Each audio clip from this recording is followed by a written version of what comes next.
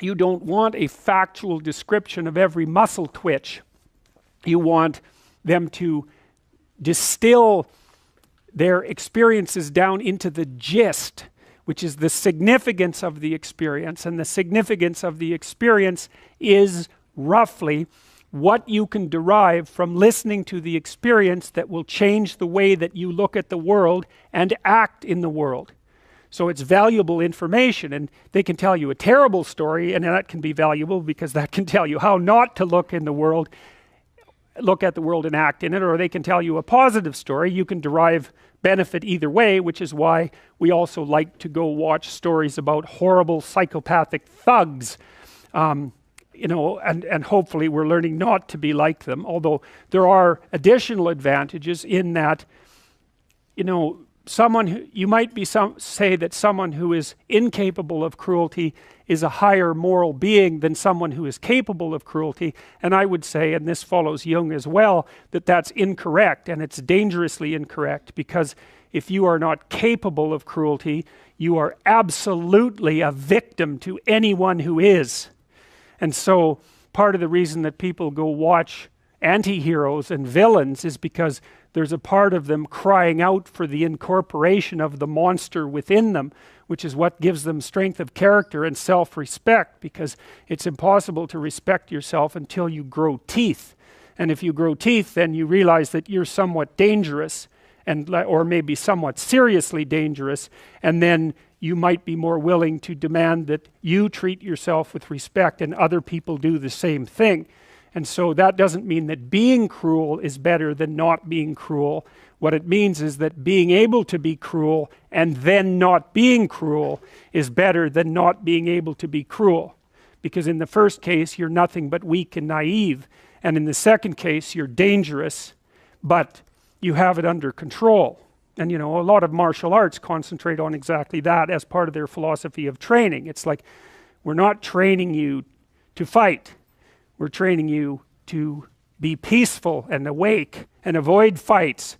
But if you happen to have to get in one, and I guess the philosophy also is that if you're competent at fighting, that actually decreases the probability that you're going to have to fight, because when someone pushes you, you'll be able to respond with confidence, and with any luck, and this is certainly the case with bullies, with any luck, a reasonable show of confidence, which is very much equivalent to a show of dominance, is going to be enough to make the bully back off. And so the strength that you develop in your monstrousness is actually the best guarantee of peace. And that's partly why Jung believed that it was necessary for people to integrate their shadow. And he said that was a terrible thing for people to attempt, because the human shadow, which is all those things about yourself that you don't want to realize, reaches all the way to hell. And what he meant by that was, it's through an analysis of your own shadow that you can come to understand why other people are capable, and you as well, of the sorts of terrible atrocities that characterized, let's say, the 20th century. And without that understanding, there's no possibility of bringing it under control. When you study Nazi Germany, for example, or you study the Soviet Union, particularly under Stalin, and you're asking yourself, well, what are these perpetrators like? Forget about the victims, let's talk about the perpetrators. The answer is, they're just like you. And if you don't know that, that just means that you don't know anything about people, including yourself. And then it also means that you have to discover why they're just like you. And believe me, that's no picnic. So that's enough to traumatize people, and that's partly why they don't do it. And it's also partly why the path to enlightenment and wisdom is seldom trod upon, because if it was all a matter of following your bliss and doing what made you happy, then everyone in the world would be a paragon of wisdom. But it's not that at all. It's a matter of facing the thing you least want to face. And everyone has that there's this old story in King Arthur where the knights go off to look for the Holy Grail, which is either the cup that Christ drank out of at the Last Supper, or the cup into which the blood that gushed from his side was poured when he was crucified. The stories vary, but it's basically a holy object, like the phoenix in some sense, that's a representation of transformation.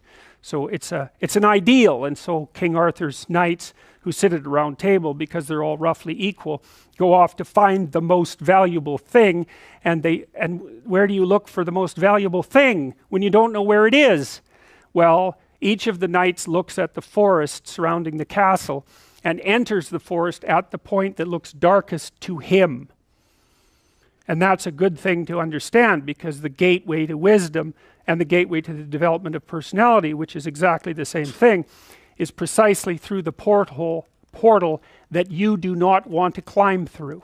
And the reason for that's actually quite technical. This is a Jungian presupposition too, is that, well, there's a bunch of things about you that are underdeveloped, and a lot of those things are because there's things you've avoided looking at because you don't want to look at them, and there's parts of you you've avoided developing because it's hard for you to develop those parts. And so it's by virtual necessity that what you need is where you don't want to look, because that's where you've kept it. And that's why there's, you know, an idiosyncratic element of it for everyone. Your particular place of enlightenment and terror is not going to be the same as yours, except that they're both places of enlightenment and terror. So they're equivalent at one level of analysis and different at another. So anyways, back to fiction and what it does. It distills truth, and it produces characters that are composites. And the more they become composites, the more they approximate a mythological character. And so they become more and more universally true and more approximating religious deities. But the problem with that is they become more and more distant from individual experience. And so with literature, there's this very tight line where you need to make the character more than merely human, but not so much of a god that, you know, one of the things that happened to Superman in the 1980s, Superman started out, he's got a heavenly set of parents, by the way, and an earthly set of parents, and he's an orphan like Harry Potter. Very common theme is that when Superman first emerged, he could only jump over buildings, you know, and maybe he could stop a locomotive, but by the time the 1980s rolled around, like, he could juggle planets and, you know, swallow hydrogen bombs, and, you know, he could do anything. Well, people stopped buying the Superman comics because how interesting is that? It's like something horrible happens and Superman deals with it.